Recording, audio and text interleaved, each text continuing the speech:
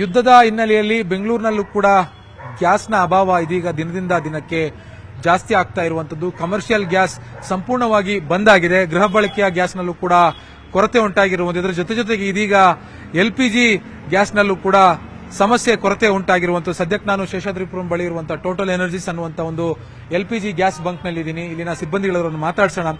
Sir, gas ಸಿಗ್ತಾ ಇಲ್ಲ, ಎಲ್ಲೂ ಆಟೋಗಳು ಕ್ಯಾಬ್ಗಳಿಗೆ ತೊಂದರೆ ಆಗ್ತಾ ಇದೆ. ಸೊ ಏನ್ ಸಮಸ್ಯೆ ಆಗ್ತಿದೆ ಸರ್?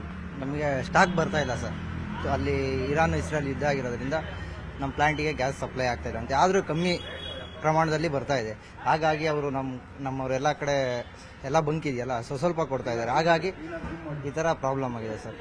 ಅದರಲ್ಲಿ ರೇಟ್ ಜಾಸ್ತಿ ಆಗಿದೆ. ಅಲ್ಲಿ ಏನು ಪ್ರೈಸ್ ಇರುತ್ತೋ ಅದ್ರ ಮೇಲೆ ಇದು ಮಾಡಿದ್ದಾರೆ. ಅದರಿಂದ ಆಟೋದವರಿಗೆ ಸಮಸ್ಯೆ ಆಗಿದೆ. ನಿನ್ನೆ ಮೊನ್ನೆ 60 ರೂಪಾಯಿ 65 ರೂಪಾಯಿ ಇತ್ತು, ಇವತ್ತು 75 80. ಅದೇ ಹೇಳ್ತಿದೀವಲ್ಲ ಸರ್, ಯುದ್ಧ ಆಗಿರೋದ್ರಿಂದ ಇನ್ನ ದಿನೇ ಹೆಚ್ಚಾಗಿ ಹೋಗುತ್ತೆ ಹೊರತು ಕಮ್ಮಿ ಆಗ್ತಾ ಇಲ್ಲ. ಕಮ್ಮಿ ಆಗೋದಿಲ್ಲ. ಸಪ್ಲೈ ಬರ್ತಾ ಇಲ್ವಲ್ಲ, ಆ ಕಾರಣದಿಂದ ರೇಟ್ ಜಾಸ್ತಿ ಆಗಿದೆ ಸರ್. ಹಾಗಾಗಿ ಗ್ಯಾಸೇ ಬರ್ತಾ ಇಲ್ಲ. ನೀವೇ ನೋಡ್ತಿದ್ದೀರಾ ಸರ್. 2 ದಿನ 1 ಗಂಟೆ ಕ್ಲೋಸ್ ಆಗಿದೆ ಸರ್. ಮಧ್ಯಾಹ್ನ ನಿನ್ನೆ 1 ಗಂಟೆ ಕ್ಲೋಸ್ ಆಗಿದ್ದು, ಇದುವರೆಗೂ ಸ್ಟಾಕ್ ಬಂದಿಲ್ಲ ಸರ್. ಬರಬಹುದಾ? ಬರುತ್ತೆ ಸರ್, ಬರುತ್ತೆ. ಕಮ್ಮಿ ಪ್ರಮಾಣದಲ್ಲಿ ಬರುತ್ತೆ. ಬಂದ್ರೂ ರೇಟ್ ಜಾಸ್ತಿ ಇರುತ್ತೆ ಸರ್. 90 ರೂಪಾಯಿ ಆಗುತ್ತೆ ಅಂತ ಹೇಳ್ತಿದ್ದಾರೆ. 75 ಅದು ಗೊತ್ತಿಲ್ಲ ಸರ್. ಇವತ್ತಿನ ಪ್ರೈಸ್ 75 ರೂಪಾಯಿ ಆಗಿದೆ. ಒಂದೊಂದು ಬ್ರ್ಯಾಂಡ್ಗೂ ರೇಟ್ ವೇರಿಯೇಷನ್. ಇವಾಗ ಅಲ್ಲಿ ಅವರು ಯಾವ್ದು ಇವಾಗ ಅಲ್ಲಿ ಸ್ಟಾಕ್ ಮೇಲೆ ಏನು ಇನ್ವೆಸ್ಟ್ಮೆಂಟ್ ಮಾಡಿ ಅಲ್ಲಿ ಎಷ್ಟು ಇನ್ವೆಸ್ಟ್ಮೆಂಟ್ ಮಾಡಿರ್ತಾರೆ, ಅಲ್ಲಿ ಜಾಸ್ತಿ ಆದ್ರೆ ಇಲ್ಲಿ ಜಾಸ್ತಿ ಆಗುತ್ತೆ ಸರ್. ಆ ತರದ್ರಿಂದ ಜಾಸ್ತಿ ಆಗಿದೆ ಸರ್ ಅಷ್ಟೇ. ಸ್ಟಾಕ್ ಜಾಸ್ತಿ ಇದ್ದಷ್ಟು ಪ್ರೈಸ್ ಕಡಿಮೆ ಆಗುತ್ತೆ, ಸ್ಟಾಕ್ ಕಮ್ಮಿ ಇದ್ದಷ್ಟು ಡಿಮಾಂಡ್ ಬರುತ್ತೆ. ಹಾಗಾಗಿ ರೇಟ್ ಜಾಸ್ತಿ ಆಗುತ್ತೆ. ಹಿಂಗೆ ಆದ್ರೆ ಆಟೋದವರು ಕ್ಯಾಬ್ ಅವರು ಪಾಪ ಬೆಳಿಗ್ಗೆ ಕಾಯ್ತಾವ್ರಂತೆ.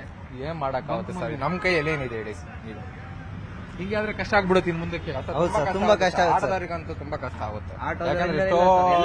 ಪ್ರತಿಯೊಂದಕ್ಕೂ ಗ್ಯಾಸ್ ಮನೆ ಸಿಲಿಂಡರ್ ಇಂದ ಹಿಡಿದು ಎಲ್ಲದಕ್ಕೂ ತುಂಬಾ ತೊಂದರೆ ಆಗುತ್ತೆ ಸರ್. ಇದು ಅಲ್ಲಿ ಇನ್ನೊಂದು ವಾರ 10 ದಿನ 15 ದಿನ ಯುದ್ಧ ಹಿಂಗ್ ನಡೆದ್ಬಿಟ್ರೆ ಕಂಪ್ಲೀಟ್ ಆಗಿ ಸರ್ ಇದು ನಾರ್ಮಲ್ ಬರಕ್ಕೆ ಇನ್ನೊಂದು 2 ತಿಂಗಳಾದ್ರೂ ಬೇಕಾಗುತ್ತೆ. ಬೆಂಗಳೂರಲ್ಲಿ ಆಲ್ಮೋಸ್ಟ್ 50% ಎಲ್ಲ ಆಟೋ ಓಡಿಸ್ಕೊಂಡೇ ಜೀವನ ಮಾಡ್ತಾ ಇದಾರೆ. ಅವ್ರಿಗೆ ತುಂಬಾ ಪ್ರಭಾವ ಬೀರುತ್ತೆ. ಹೋಟ್ಲುಗಳು ಗ್ಯಾಸ್ ಸಪ್ಲೈ ಆಗ್ತಾ ಇದೆ ಸರ್. ಹೋಟ್ಲು ಫುಟ್ಪಾತ್ ಅಲ್ಲಿ ತಿಂಡಿ ಮಾಡೋರಿಗೆ ಅವ್ರಿಗೂ ಸಹ ಗ್ಯಾಸ್ ಸಿಗ್ತಾ ಇಲ್ಲ ಸರ್. ಇನ್ನೊಂದು ಸ್ವಲ್ಪ ದಿವಸ ಹೋಟ್ಲುಗಳು ಸಿಗಲ್ಲ, ಆಗುತ್ತೆ ಸರ್. 30% ಅಲ್ಲೇ ಹೋಟ್ಲುಗಳಲ್ಲಿ ಗ್ಯಾಸ್ ಸಪ್ಲೈ ಆಗ್ತಿಲ್ಲ ಅಂತ ಕ್ಲೋಸ್ ಮಾಡೋ ಸಿಚುವೇಶನ್ ಇದೆ ಸರ್. ಅಲ್ಲಿ ಇದೇ ತರ ಮುಂದುವರಿದ್ರೆ 70% ಇದಾಗುತ್ತೆ. ಇದಿಷ್ಟು ಟೋಟಲ್ ಎನರ್ಜೀಸ್ ಗ್ಯಾಸ್ ಬಂಕ್ ನ ಸಿಬ್ಬಂದಿಗಳ ಮಾತು. ನಮಗೆ ಸ್ಟಾಕ್ ಬರದೇ ಇರುವಂತ ಕಾರಣಕ್ಕಾಗಿ ನಾವು ನಮ್ಮ ಬಂಕ್ ಅನ್ನ ಬಂದ್ ಮಾಡಿದೀವಿ. ಸ್ಟಾಕ್ ಬರುವ ನಿರೀಕ್ಷೆ ಇದೆ, ಬಂದ ಮೇಲೆ ಓಪನ್ ಮಾಡ್ತೀವಿ. ಬಂದರೂ ಕೂಡ ಎಲ್ಪಿಜಿ ಆಟೋ ಏನು ಗ್ಯಾಸ್ ಇದೆ ಅದು ಬೆಲೆ ಏರಿಕೆ ಆಗುತ್ತೆ. ಆಟೋದವರಿಗೆ ಕ್ಯಾಬ್ ಅವರಿಗೆ ಸಮಸ್ಯೆ ಆಗುತ್ತೆ. ನಮಗೆ ಬರುವಂತ ದರ ಏನಿದೆ ಆ ದರದ ಮೇಲೆ ನಾವು ಇಲ್ಲಿ ಸೇಲ್ ಮಾಡುವಂತ ದರವನ್ನು ಕೂಡ ನಿಗದಿ ಮಾಡ್ತೀವಿ ಅನ್ನುವಂತ ಮಾತುಗಳನ್ನು ಅವ್ರು ಹೇಳ್ತಾ ಇರುವಂತದ್ದು. ಬೆಂಗಳೂರಿನ ಕ್ಯಾಮರಾ ಪರ್ಸನ್ ನೂರಮ್ಮ ಜೊತೆ ಆಶಕ್ ಮುಲ್ಕಿ, ನ್ಯೂಸ್ 8. ನಿರ್ಭೀತ, ನಿಷ್ಪಕ್ಷಪಾತ, ವಿಶ್ವಾಸಾರ್ಹ ಸುದ್ದಿಗಳಿಗೆ ಮತ್ತೊಂದು ಹೆಸರಾಗಿರುವ ನ್ಯೂಸ್ 18 ಕನ್ನಡ ಈಗ ಆಪ್ನಲ್ಲೂ ಲಭ್ಯವಿದೆ. ದಯವಿಟ್ಟು ಇಲ್ಲಿರುವ QR ಕೋಡ್ ಅನ್ನು ಸ್ಕ್ಯಾನ್ ಮಾಡಿಕೊಂಡು ಆಪ್ ಡೌನ್ಲೋಡ್ ಮಾಡೋದಕ್ಕೆ ಮರಿಬೇಡಿ. ನಿಮ್ಮ ಬೆಂಬಲ ಹೀಗೆ ಸದಾ ನಮ್ಮೊಂದಿಗಿರಲಿ. ಧನ್ಯವಾದ.